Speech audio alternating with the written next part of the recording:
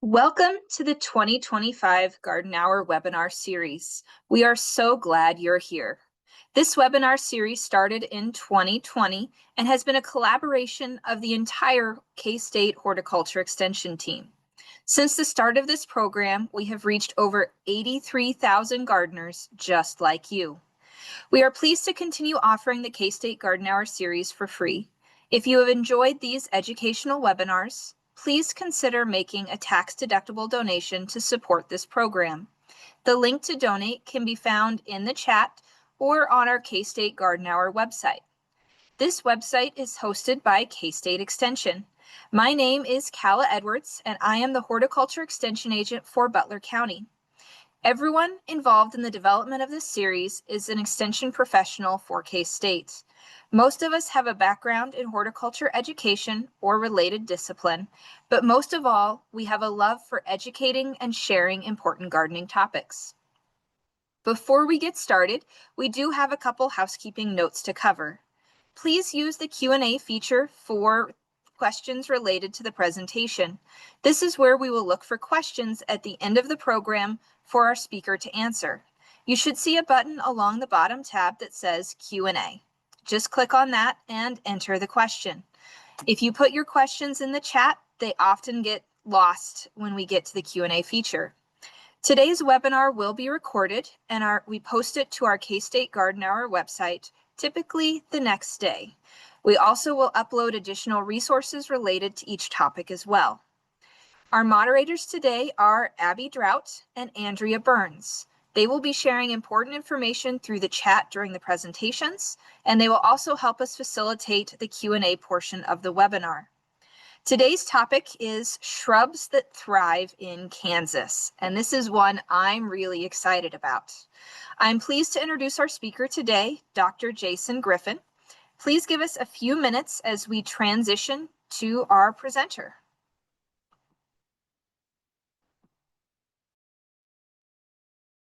Okay, I guess that's my cue. Thank you for that introduction. I appreciate it, and welcome everyone. Welcome to my humble office here with the power cap behind me. And thanks for taking some time out of your day to talk a little bit about shrubs today, one of our favorite topics. Give me 1 second here to share my screen and make sure that I share the correct one. I will trust that somebody will jump in and let me know if something goes awry here. So again, thanks for taking the time out of your busy schedule on this Wednesday afternoon. Beautiful temperature here anyway, no rain coming. The sky is sunny. It's a gorgeous day. So thanks for taking some time to sit and visit and hear me gab a little bit about shrubs, one of our favorite topics. If you haven't been to our facility before, this is the John Fair Horticulture Center. We are a research and extension arm of the Eastern Kansas Research and Extension Centers, Department of Horticulture. And this is where we like to make plants feel bad about themselves. We plant trees, shrubs primarily, into our sandy loam soil, and we like to put them through their paces. We have nice hot summers and cold winters, and rain is infrequent, except for this year. We have already exceeded our annual average this year, so things are a little different than normal. But still, we like to put plants through their paces. We do a little bit of everything here. If you haven't been here, like I said, we just give you a little bit of background of our facility. We've been here 53 years now, and we try anything under the horticulture umbrella. We've done ornamental grasses, we've done bulbs, we've done currently doing turfgrass trials. We grow fruits and veggies. We got a nice pumpkin crop coming on this month. So lots of stuff. We have branched out and collaborating with our friends in agronomy and doing sunflower trials, and we've done wheat trials a little bit. We are blessed with some really good soil, some flat land, and the energy and the knowledge to see these projects through. If you are familiar with our facility, you know we have a robust sweet potato program, and we're always trying new stuff as well. Last year we did garlic for the first time. We just try, like I said, if it's under the horticulture umbrella, we give it a shot. Our mission today is shrubs, however. Facilities like ours are important. We live in a pretty challenging spot to grow plants. The Great Plains, characterized by hot, windy summers, cold, windy winters, infrequent rainfall, and when it does come, it comes hard and heavy, and it might be wet, it might be frozen, it might be sideways, it might come straight down, but it's a challenging spot to grow horticulture plants. And facilities like this, we are just south of Wichita, so we're in the southern part of Kansas. Facilities like this are important for conducting research, doing extension activities, so we can bring you hopefully some of the best and greatest information that you need for you to be successful. So let's chat a little bit about shrubs. So we got 53 years of growing plants here, and I will tell you that the pictures you're going to see, 95% of them were taken here in Kansas. So I didn't travel to the Pacific Northwest or the Southeast to get these photos. Most of them came from Kansas, some from Oklahoma, some from Missouri, but all of them from this region. We do have a few resources that are available for you from the K-State Research Extension bookstore. Deciduous shrubs for Kansas, evergreen shrubs, my colleague Dr. Boyer put together years ago. They're in need of an update, and we hopefully will get to that, but they are available at the bookstore and they are free. You can download those for nothing. There's a bunch of other resources up there as well. Shrubs. Why do we like shrubs? Why don't we like shrubs? Right? There's lots of reasons to like shrubs. They take up less space in the landscape than your average tree. New homeowners with smaller lots and smaller planting areas, shrubs can give you a lot of diversity, support wildlife. They can, lead all the functions that a landscape designer would look for, lead your eye to the right place, provide wildlife habitat, beautification, all the things that we want from our landscape plants. But it's not just about flowers. Flowers, of course, are a highlight of many of our landscape plants, but we also, with shrubs, you can get some great fruit that will last and persist and give you interest longer than just the growing season. Got great foliage, from variegated to different colors to different textures, and of course, also you take your red, yellow twig dogwoods, and they can really give you some interest. Got some exfoliating species, exfoliating bark, which can also give you some winter interest. So it's not just about flowers with shrubs. We got fruit, we got bark color, we got foliage, lots of reasons to expand our palette here and look for some shrubs. We do, as I said, this is where we like to make plants feel bad about themselves. I have a very high tolerance for failure in the landscape. I'm not afraid to plant some things we probably should not be planting and see if they surprise us or not.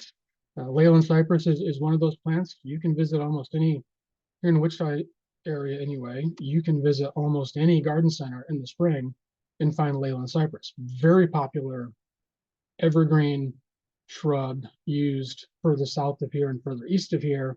And like I said, it's in every garden center. And it does well for us for a couple of years until we have a typical winter and we drop to -10, -15, and this is the result.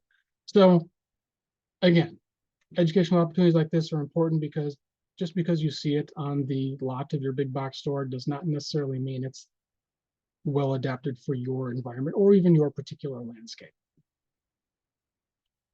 Let's continue on with some conifers here for a little bit, some evergreens.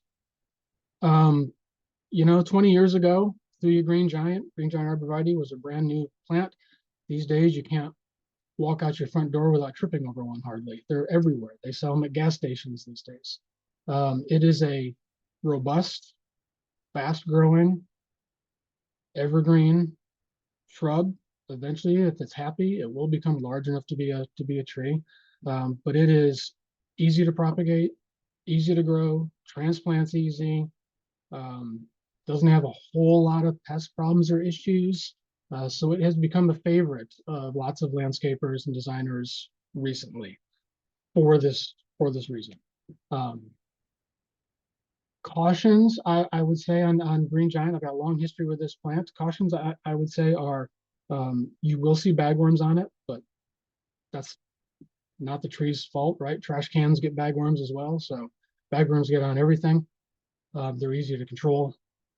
Um, Deer do not seem to like it, which is nice. We've never seen any deer damage, any deer browsing on this tree, which is really nice. Depending on where you live, deer can be a serious problem.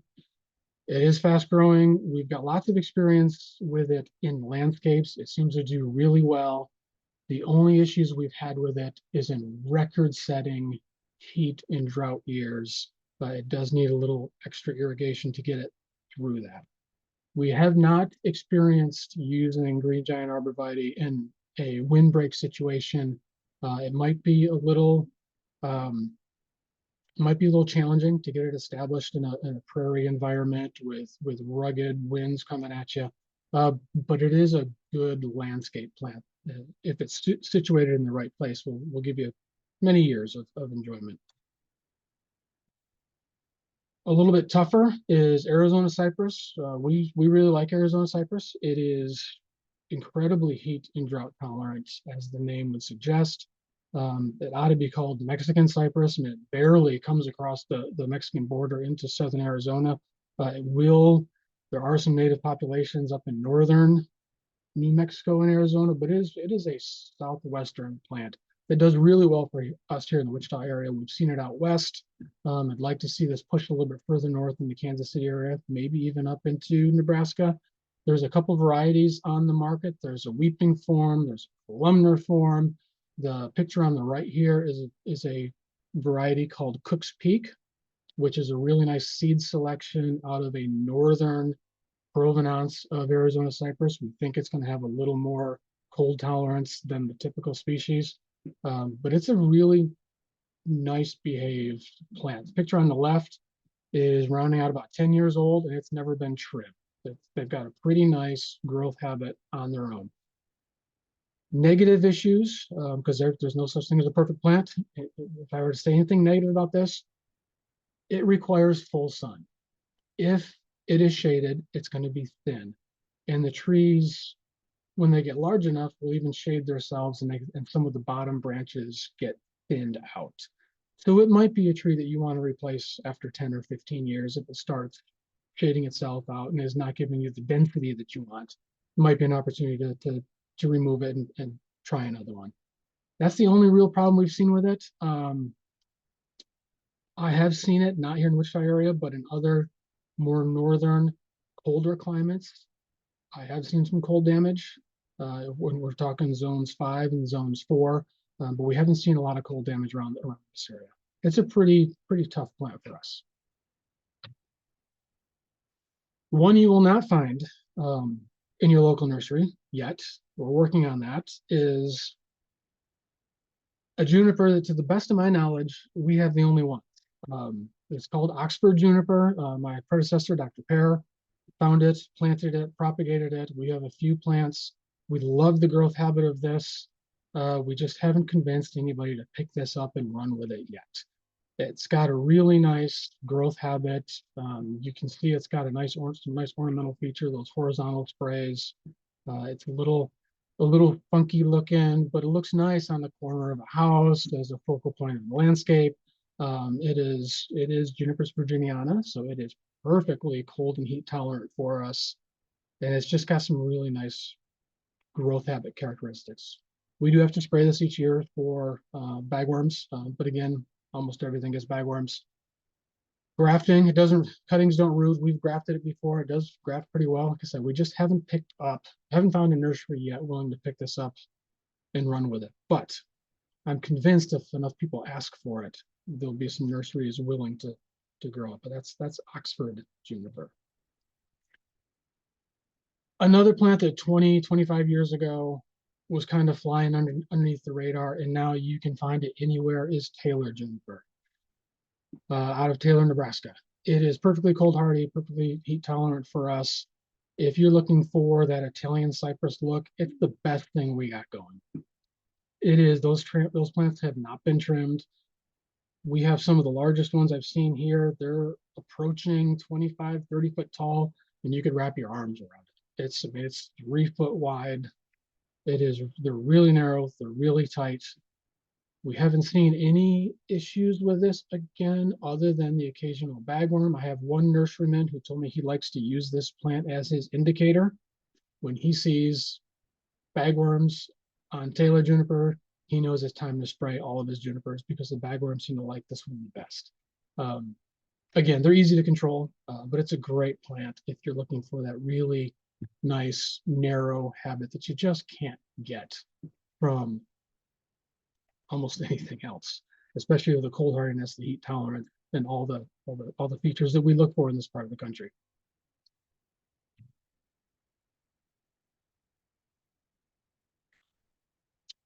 So a little bit of a stretch here is blue Atlas cedar. Atlas cedar as a species, we have grown successfully for years. Blue Atlas cedar is quite common in this part of the state as an ornamental landscape plant. It is large tree form conifer. So the species itself would not fall into the shrub category. But some of the blue Atlas cedar cultivars certainly would. There are weeping forms. On the right is horseman. We've really enjoyed this. We've got a nice size one here. It is a dwarf form of Atlas cedar. It is approaching, gosh, it's probably 10, 12 years old, and it's about 6 foot tall, and it's got really nice bluish foliage. I took that picture yesterday. It's got really nice bluish foliage. Again, some years we get bagworms on it. We've got to treat for it. This year we did not because there just weren't any bagworms on it. We haven't had any issues with it. It seems to perform really, really well. Where this plant was, we had lots of different conifers, again, pushing the envelope of what we can grow here. And this is one of the few that are left. After a couple of cold spells, we lost a lot of those southern conifers that don't do very well for us here. But horseman is still hanging in there and doing quite well. You can find this at some of your local nurseries. I have seen it on some of our nursery yards. So it might be a good one to look for. And again, it's an Atlas cedar, true cedar. So it is really heat tolerant, really drought tolerant. Record setting cold would be my only concern, but heat and drought, certainly not.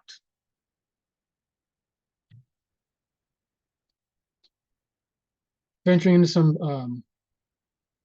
broadleaf evergreens. Broadleaf evergreens can be challenging for us here in this part of the country for a couple different reasons. But boxwoods are always a popular choice for landscapes, particularly in a protected environment. The winter desiccation is really tough on broadleaf evergreens. So someplace protected from a southwestern winter breeze might be good because it'll really dry them out a little bit.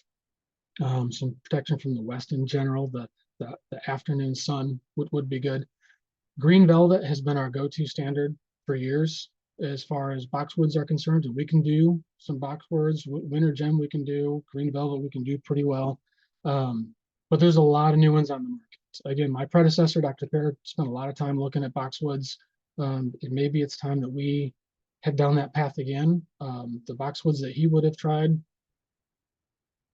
20 years ago are hardly on the market anymore. And there's a whole group of new boxwoods that we should probably explore. Sprinter is one. We planted a row of them 6, 7 years ago, and I'm always cautious about planting a row, a uniform planting like this, because all it takes is one bad one to completely disrupt the whole look of that screen, of that hedge. But so far, they have all held in there really, really well. I've been really pleased with Sprinter, and there's a bunch of others on the market too that we probably need to explore. But moist, well-drained soil, little protection from the western sun, and those cold winter winds, and your boxwoods will be a lot happier. Manhattan euonymus. Now, don't laugh at me for putting Manhattan euonymus in there. I am a professor at Kansas State University. I have to mention Manhattan euonymus if we're talking about broadleaf evergreens. It is one of the old standards, right? I mean, shoot, 50 years ago, this would have been your go-to broadleaf evergreen for lots of places around the country. You pick up your books and you read some books on Manhattan euonymus, and you'll read things about allegedly from Manhattan, Kansas, maybe from Manhattan, Kansas, maybe from Manhattan, New York. It is from Manhattan, Kansas. The original plants were I should say um, discovered in Manhattan, Kansas. They made their way from Washington, D.C., where, again, you walk out the front door and you trip over your broadleaf evergreens because they can do them really well. They had to come to Manhattan, Kansas to be discovered for its toughness and its ability to survive our winters. You can imagine back in the 1960s when this was found that a broadleaf evergreen in downtown Manhattan probably would have stood out to the plantsman at the time, and it did. So it's a fast growing, it'll climb up a structure if you've got it. Otherwise, it's a little green meatball shrub. It can be trimmed, propagates easy, grows easy. Again, it's been around forever, but I just have to mention it. Flowers on the left are visited by lots of pollinators. They're not very fragrant, which is why you see flies and beetles on it. We've never seen fruit on it. I know Euonymus will send up red flags for invasive, invasive, invasive. And not an issue with Manhattan Euonymus. It doesn't produce fruit. So it could be a good choice if you're interested. As mentioned, a couple other euonymus, again, because broadleaf evergreens are difficult for us. Our choices are limited. So we'll mention a few other euonymus like Silver King and Solar Flare. They got that nice variegation. They'll give you a little interest in your landscape, kind of brighten up a dark corner or something like that. Things you need to watch out for these are they tend to outgrow themselves and you'll get lodging, you'll get branches, they'll kind of fall out of them, especially if there's a snow load or an ice load or something like that, you'll get broken branches. So it's going to be a little bit of pruning involved to keep these things looking good. And that goes for most shrubs. They tend to outgrow themselves. A little bit of light pruning here and there kind of keeps new foliage growth, new buds breaking, and you get healthier shoots, healthier leaves, and general better looking plants. If we zoom in on Solar Flare here, I'll just use my cursor to point out. Another thing you need to watch out for on some of these euonymus, which is notorious, but on variegated plants in general, you kind of need to watch out for this. See this green shoot here. So variegation is almost always some sort of genetic mutation. And it's not uncommon for these mutations to revert back to the normal type. So oftentimes you'll see some normal type foliage in your variegated plants. Get in there with your pruners and get those out of there. Because you can imagine how a shoot with all green leaves would be photosynthesizing more, producing carbohydrates. It's going to grow faster and eventually will outgrow the plant that you planted. So you lose that variegation. And you can see this anywhere. Anywhere you see a hedge of euonymus, you're going to see this kind of thing. You're going to see some reversions. And depending on how the homeowner, the property owner, how they manage your landscape, sometimes you'll see all green with just a little bit of variegation, and sometimes you'll see lots of variegation with a little bit of green. So just something to watch out for. Something else to watch out for on these plants and broadleaf evergreens in general is that winter burn. Again, I've said it several times, we have trouble in this part of the country with broadleaf evergreens. We get cold winter days and nights and winds. And then we also get nice, warm, sunny days in January, in February, followed rapidly by cold days. And that warm, that cold, the warm, the cold really messes with some of these broadleaf evergreens. The sun hits those leaves, they warm up, they start to photosynthesize, the transpiring water, the soil might be frozen, they can't get any water, and you get this winter burn. Temperature drops at night, they immediately go from warming up and photosynthesizing to immediately having sub-zero temperatures, and this warm, cold, and warm with frozen soils just causes a lot of this winter burn issue. So don't be surprised. A lot of these euonymus will do this later in the year, particularly around late February, late March. They've just had all they can possibly take, and you start to see some of that brown. Don't worry, the leaves will fall off. The new leaves will come on, they'll look fine. A little bit of pruning again will make them look nice as well. Just a couple more of these broadleaf evergreens. Hollies, depending on where you are, you could, and how risky you are, you can try some of these hollies as well. Rotunda is a dwarf, spiny, sharp holly, which does pretty well for us. We've got it planted on the east side of our structures. So it's protected from the western sun, protected from that western wind in the winter. It does really well. Foster holly on the right is an old holly. It's been around forever, and it does pretty well also, particularly in the southern part of the state.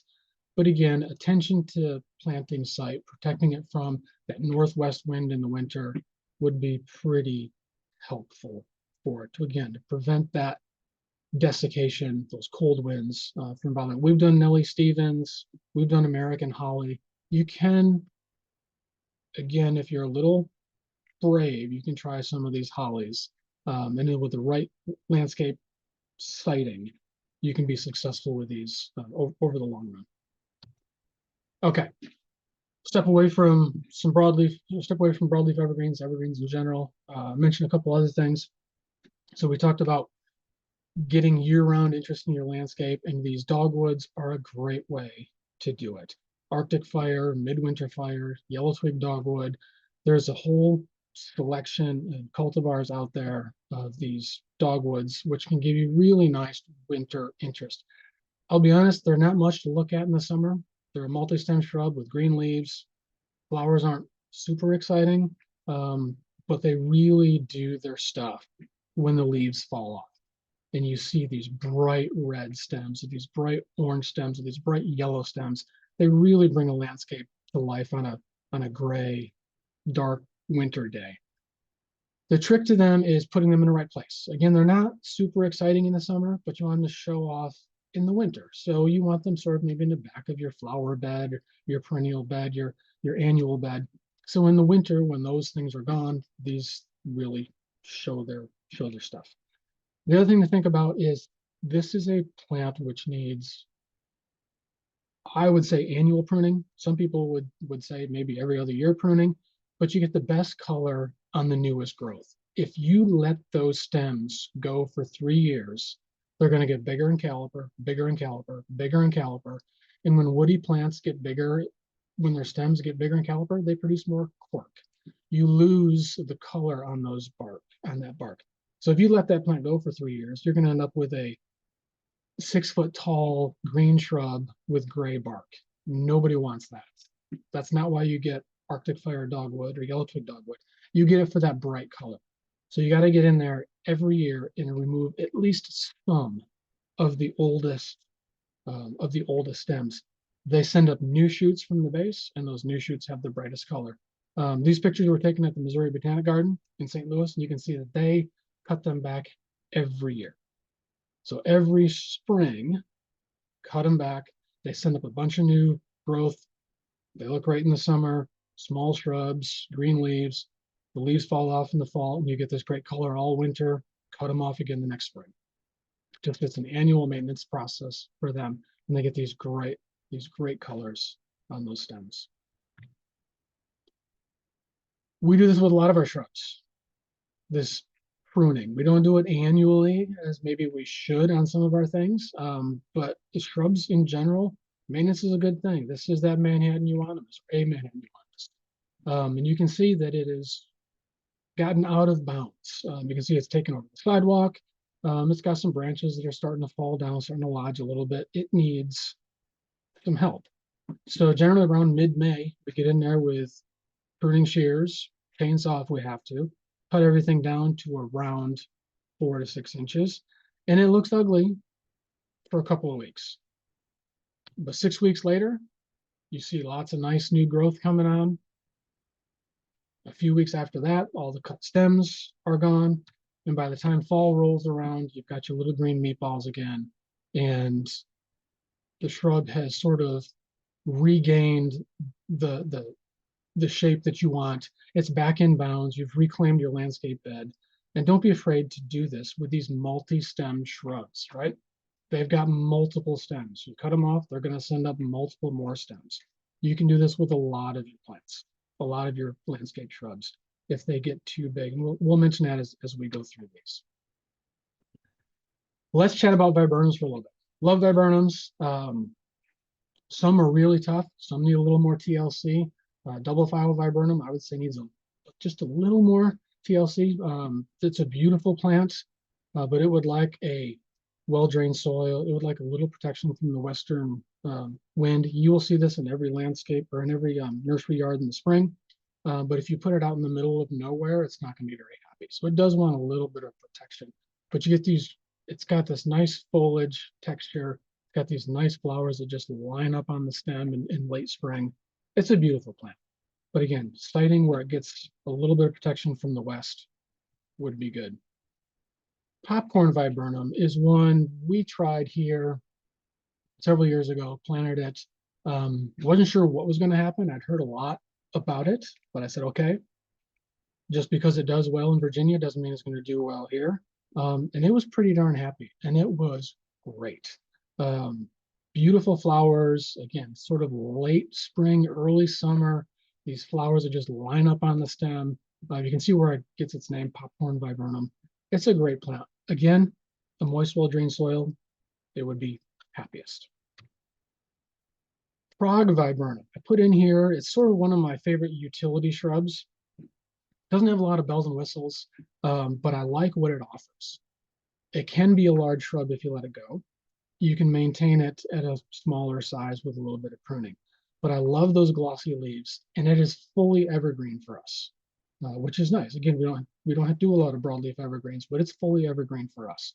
And it is tough. I mean, even in our coldest nights, you get up in the morning and the leaves are just hanging. You'd swear they're going to fall off. But as soon as the sun comes up and the temperature warms up, the leaves perk back up and it looks great. Flowers are nothing to write home about, but they do smell nice, and they do help with the overall ornamental characters of the plant. But it's a tough one. It'll take a lot of it has survived a lot of abuse. Let's say that. It's a pretty rugged plant. Birkwood viburnum is sort of an old standard viburnum. You walk into the nursery yard and you say, hey, I want a viburnum that's going to be nice and fragrant. You might leave with Birkwood. It's been around for a long time for good reasons. Tough, doesn't have any pest problems. Semi-evergreen, it'll keep a lot of its foliage, not all of it, but it'll keep a lot of its foliage. And it just smells great. When it's in bloom, the whole neighborhood gets to enjoy it. A nice spicy fragrance, not a real perfumey floral fragrance, but kind of a spicy fragrance. It's nice. Flowers are small, but it's covered with flowers, and again, pretty fragrant, very nice. There's a whole series of viburnums that were released by the National Arboretum years ago. I'm only going to mention this one, but there's lots of them out there. And if you like viburnums, I would encourage you to explore the National Arboretum's webpage and look at some of the viburnums they released years ago. They all have some of the characteristics they all have is they're nice shaped shrubs. They will get to 7-8 feet tall if you let them. You can keep smaller if you want to, but they've got these nice round inflorescence that are just sticky sweet when they flower. They are beautiful, really fragrant, really attractive. Some of them have some nice orange red fall color in the fall, but they're outstanding. They're really tough. They'll take full sun. They'll take a little bit of shade. If you give them too much shade, they won't flower very well. So give them as much sun as you can. But I think you'll be happy with some of those viburnums that were released from the National Arboretum years ago. They're really nice. They've done really well for us over the years. Can't mention shrubs without talking about Spirea. I'm just going to mention a few. There are a ton of Spirea on the market. Lots of cultivars, but they all fall into some basic categories. There's your spring blooming Spireas, and there's your summer blooming Spireas. This is Thunberg Spirea. This is Fujino pink. It's got a nice subtle pink hue to it. Flowers really, really early. So that plant right now out in our landscape is loaded with flower buds. There's no flowers on it, obviously, but it's loaded with flower buds. So this is one that I would not go out there with pruners right now to bring back into shape, because I'd be cutting off all the flower buds. I would wait until next spring after it flowers and then get in there. You can do almost anything you want with this thing. It's indestructible. Cut it back to the ground. It'll send up new growth and then produce new flower buds for the next year. Just keep that in mind with these spring blooming Spireas. You don't want to prune them late summer or through the winter because you're cutting off flower buds. But Fujino pink, nice little Thunberg Spirea. Several years ago, we grew a bunch of seedlings off of Fujino pink, looking for a better pink, and we didn't find a better pink, but we found a really nice white, which is again in that category of I'm waiting for a nursery to pick this up and run with it. But that one on the right, it outflowers any Thunberg Spirea I've seen. It is beautiful. It is hardy. It is cold tolerant, heat tolerant. It's an outstanding plant, even though it's an old school Spirea that most people have forgotten about. But it's a nice one. We're trying hard to get that one out into the industry. Another old one is Van Hoot Spirea, and it's been around forever for good reasons. You can identify old abandoned farmsteads that have been reclaimed by Mother Nature because you can still see the Van Hoot Spirea that used to be along the foundation when it was planted. This plant, again, it's been around forever, and like I said, for good reasons. It does this in the spring, these long arching branches that are covered with blooms that are really outstanding. But if you don't prune this, it quickly outgrows itself and becomes a really ugly plant. I've seen some really, really ugly Van Hoot Spirea out there because people just don't maintain them. This needs some rejuvenation. It needs to be cut back to the ground every couple of years to keep it in shape. It will quickly outgrow itself. And then it gets filled with dead branches, weed tree species pop up in it. It just takes a little bit of TLC to have this kind of flowering effect. And it's outstanding. There's always some new Spirea coming on the market. This is Snowstorm. Late spring flowers, kind of a small compact shrub, 3 foot tall with some nice white blooms, gives you that nice clean white look in the spring.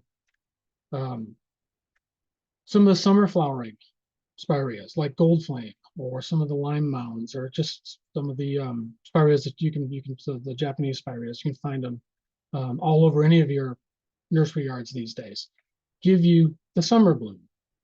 So these flowers, these plants right now, you could go out and cut them back to the ground if you wanted to. They're going to put on a bunch of growth in the spring, produce flower buds and flowers. So again, think about that timing of flowering when you're pruning your shrubs. Gold Flame, along with a lot of these Japanese summer flowering Spirea, need a little bit of TLC.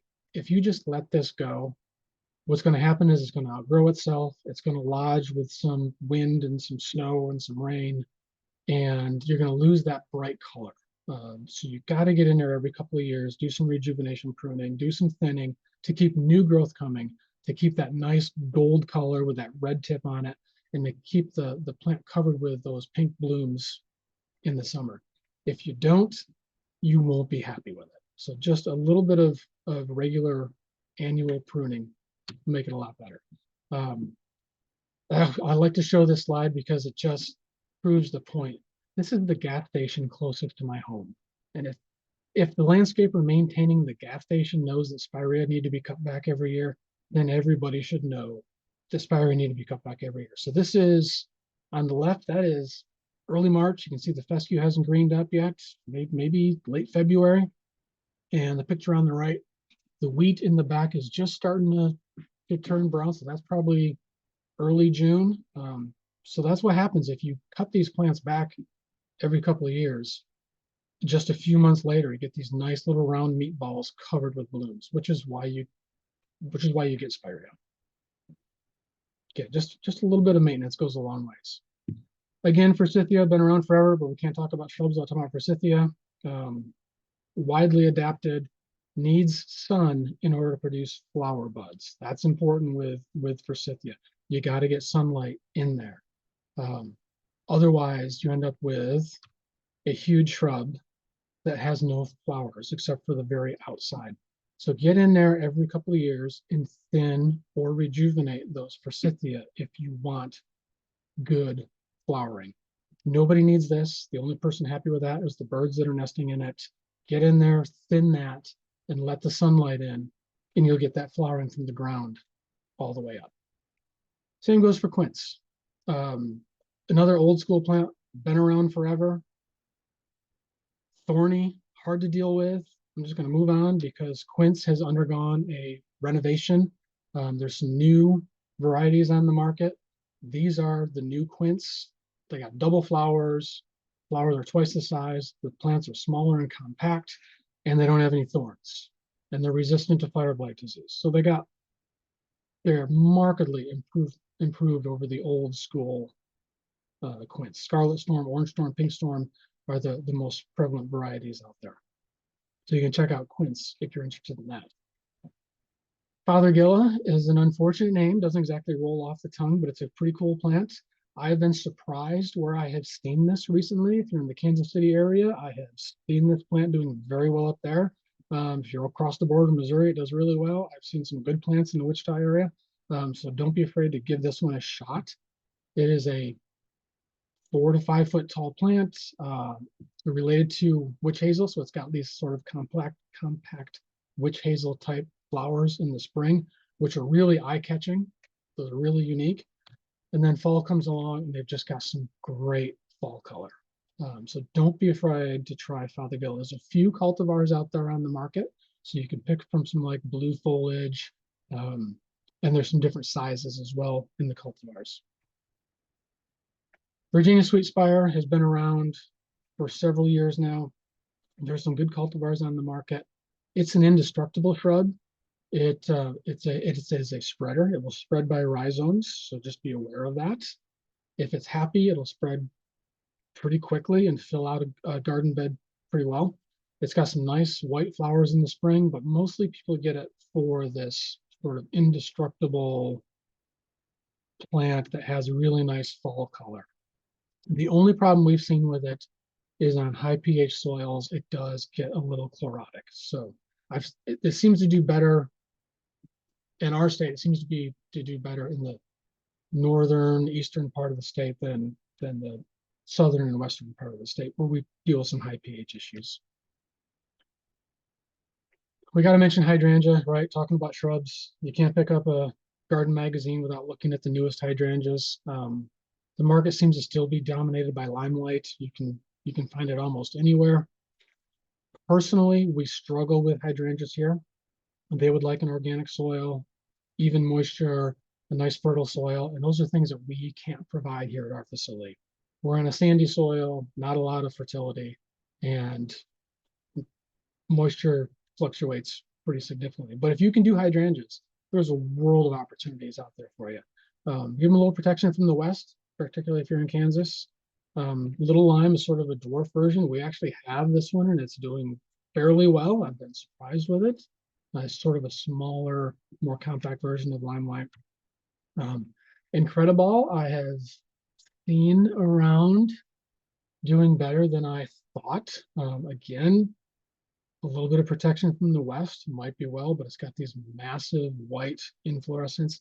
And again, there are a zillion cultivars on the market. So if you're interested in hydrangeas, do your homework, check them out.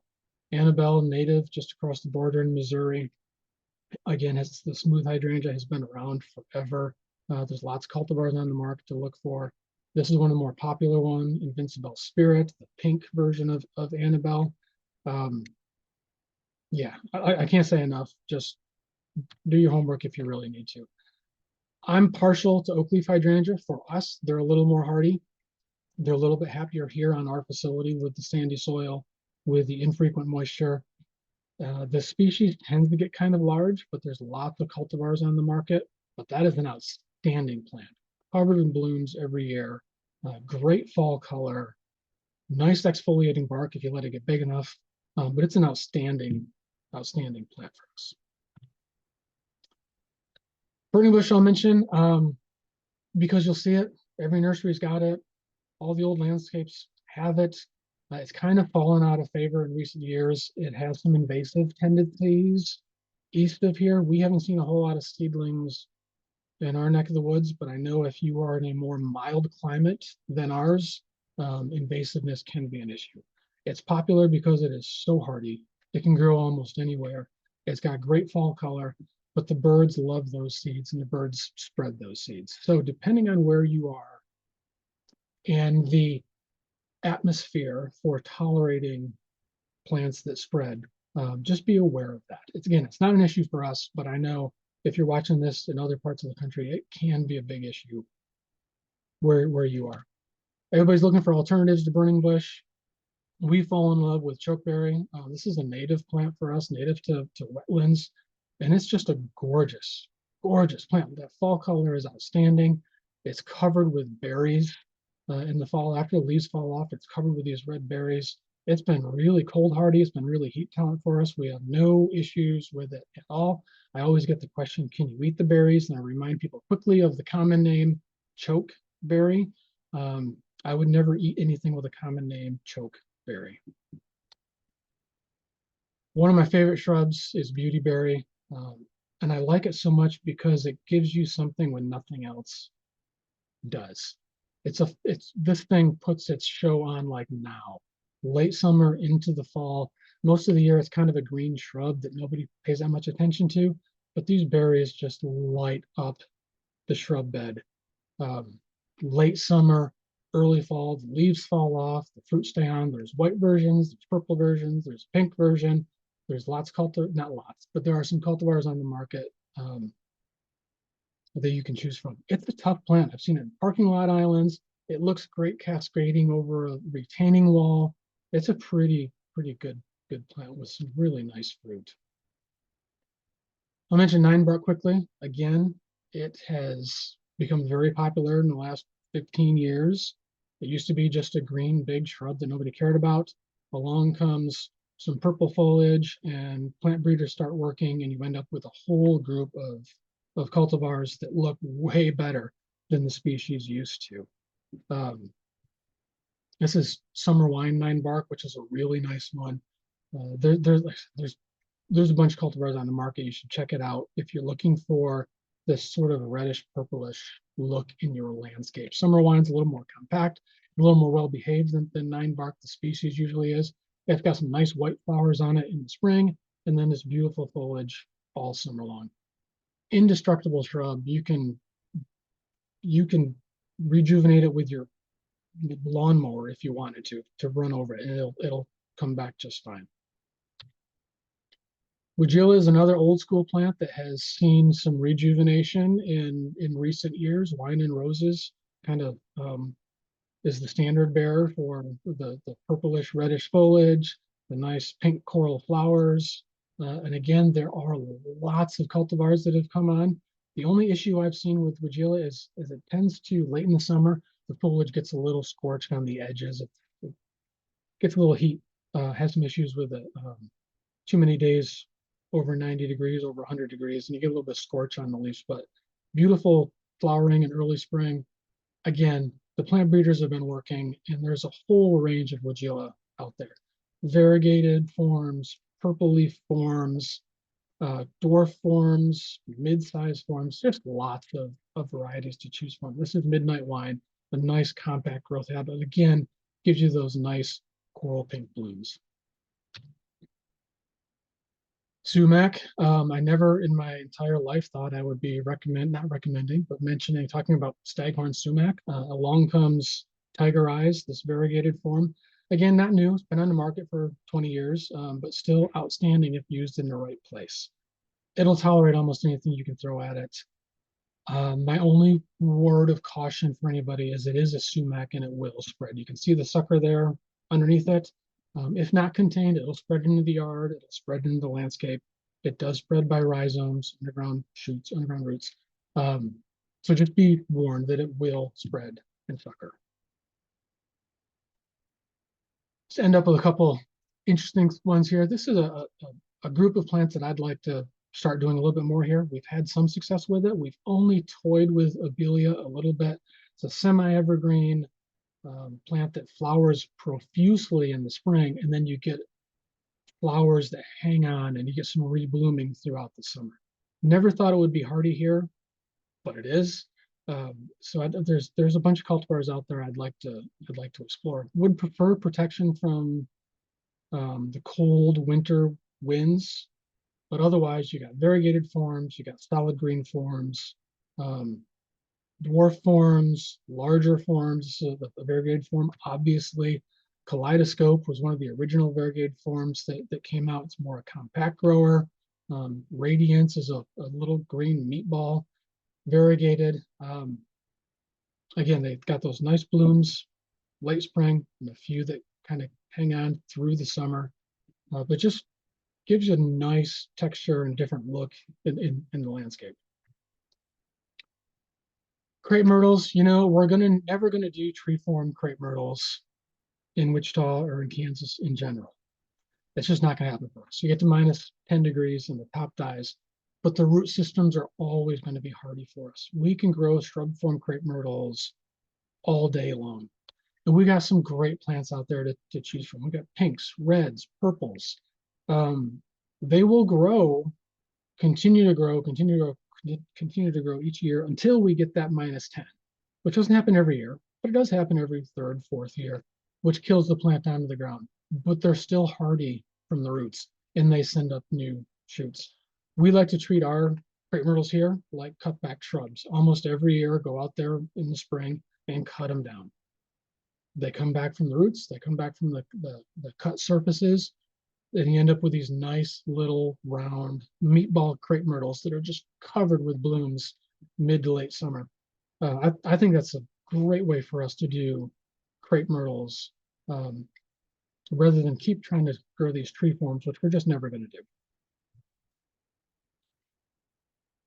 We'll end up with some summer sweet. Clethra is a great plant. It is a subtle, really elegant landscape plant.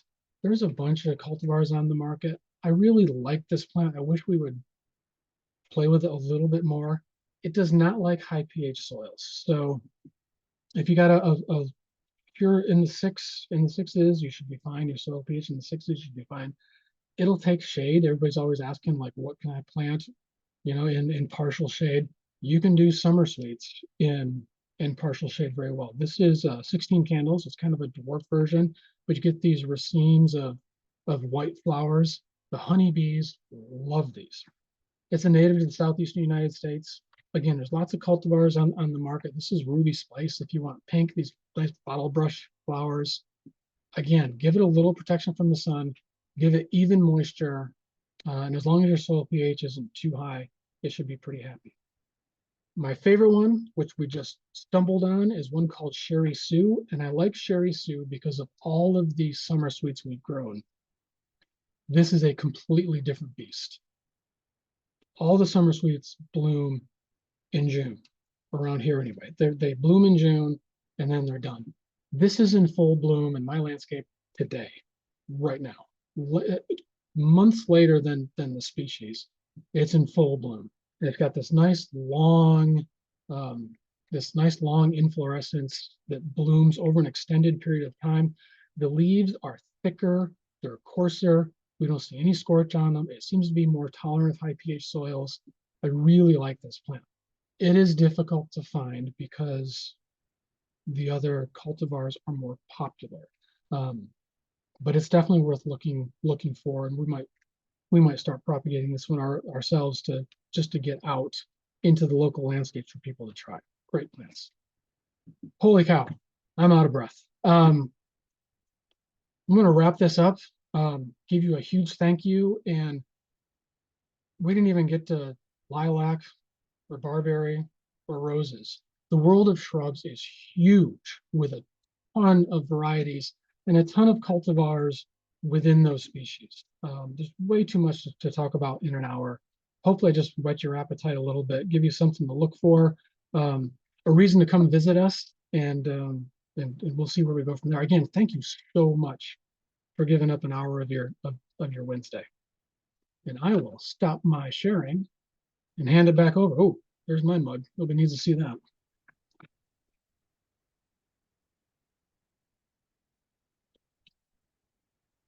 Jason, there are a few questions that came into the question and answer section that Good, I love questions. Okay, good. One of them is someone asking if you're seeing the boxwood blight. So fortunately, we have not seen boxwood blight established in the state, to the best of my knowledge. The pathology lab would be the best ones to confirm that. It would have to be shipped in, probably. It could come in on nursery stock, shipped in from other parts of the country. But to the best of my knowledge, it hasn't gotten itself established in our landscapes or nurseries in Kansas yet. Okay, another one. Do you have any advice for pruning Viburnums? Pruning verbena. So, I mean, you can get after it pretty, I don't want to say aggressively, but yeah, just get in there. Like I said, a little bit of thinning, a little bit of rejuvenating, to keep new growth coming is a general recommendation for almost all shrubs. When in doubt, obviously less is more. If you're not super familiar with your plant, maybe don't go after it with the chainsaw. But a little bit of light pruning and it'll be happy. Okay, are there any shrubs that you would add or delete due to the climate change over the past few years? I think so the quick answer to that is no. I'm always willing to try things, right? I'm always willing to push warmer climate shrubs into our area and see how they will do. I'm always willing to try that. But I think of planting for climate change more of a long-term thing versus a, wow, what should I plant today for tomorrow's next summer? Think of it more of a long-term approach. But no, nothing really that I would add or eliminate right away. Okay, if there's someone that's seen the Japanese Spirea, I don't know if I'm saying that right, a botanica. Do you have any thoughts on that? What was that one? Japanese what? Spirea, Keria, Carrier, Japanese carrier. Keria. Thank Yeah, you. I took that one out just for lack of time and space. But yeah, it's a great plant around here. Actually, what's one of those forgotten ones. You see it once in a while.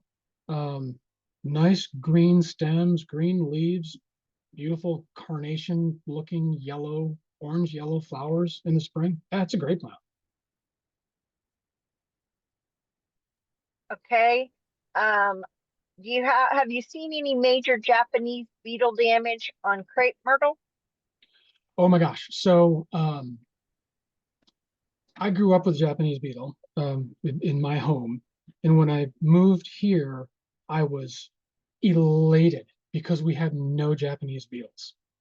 Until 3 years ago, I saw my first Japanese beetle.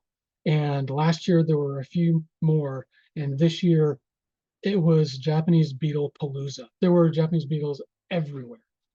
Yes, we have seen Japanese beetle damage on crepe myrtles, crab apples, the usual suspects. Yes, that is something to be aware of if you have Japanese beetles, high populations in your area. Yep.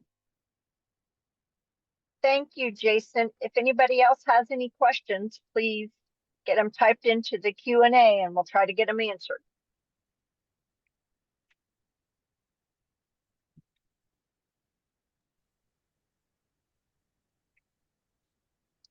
All right.